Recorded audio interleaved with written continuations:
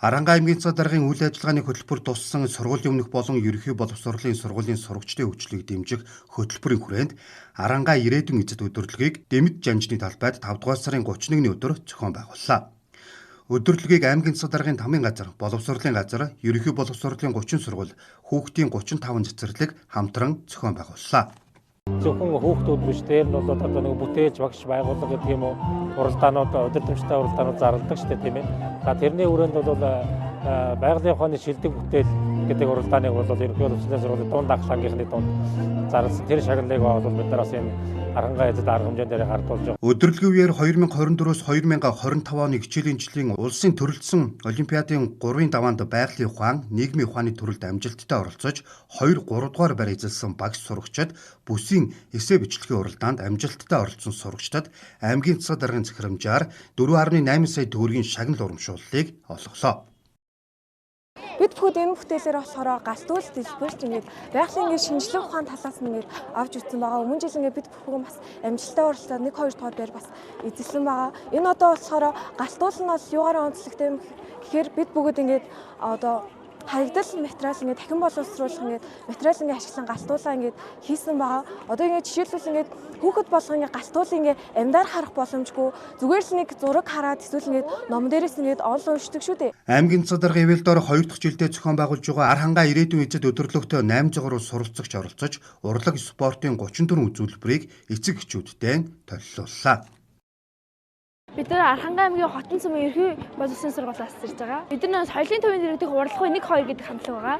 Тэгээд манай багшууд болохоор тал нутгийн хүүхдүүд гэдэг бүжгээр сая оролцсон. Одоо бид нар болохоор ойрдын чимэг гэдэг бүжгээр оролцож байгаа. Бидэрт ингээд тайзнаар гараад ингээд өмнө бэлдсэн бэлтгэлээ ингээд чадах ятгаараа үзүүлж байгаа маш гоё таалагддаг. Манай хамтлагийг нөгөө их хоёр багш гэдэг нэг манай сургуулийн хөгжмийн багш яасан. Тэгээд аймагтаа 1-р шатанд юу алтаваад тэгээд одоо 20 дугаар шат руу улсын уралдаанд оролцоод тэгээд амжилттай хүрээд ирсэн байгаа. Өнөөдөр үйл ажиллагаанд би 8 хүүхэдтэйгээ Монгол донж гисэн бүжгээр оролцлоо. Тэгээд өнөөдөр үйл ажиллагаа маш сайхан болж байна. Баярлалаа.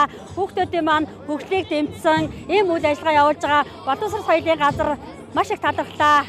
2024-өөс 2025 оны хичээлийн жилд соёл урлагийн чиглэлээр суралцагчдыг улс бүс аймгийн уралдаан тэмцээнд бэлтгэж амжилт гарган эхний байруудад шалгарсан баг хамт олныг бэлтгэсэн хөгжмийн багш нарыг тус бүр 1 сая төгрөгөөр шагнаж урамшууллаа. За энэ засаг даргын ивэл дор явагддаг ирээдүйн эзэд тайлан төдөрлөг маань 2 дахь жилдээ явагдаж байна.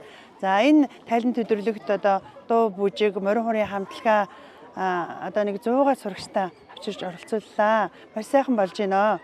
За би ер нь боловсролын салбарт төгсч ирээд 3 дугаар сургуульдаа 29 дахь жилдээ ажиллаж байгаа.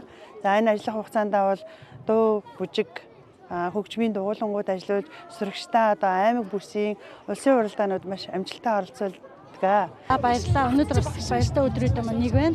За би боловсролын салбарт 30 гаруй жил ажиллаж байгаа. Аранга аймгийн 1-р сургууль би 25 дахь жилдээ ажиллаж байгаа. Боловсролын тэргүүн багш байна. За аймгийн засаг даргын энэ ивэл дор явагдаж байгаа тэмцээн маань 2 дахь жилдээ зохион явагдаж байгаа. Одон бас бид нэр 100 гаруй хүүхэдтэй оролцож исэн. Энэ жил бас 90 гаруй хүүхэдтэй оролцож байгаа.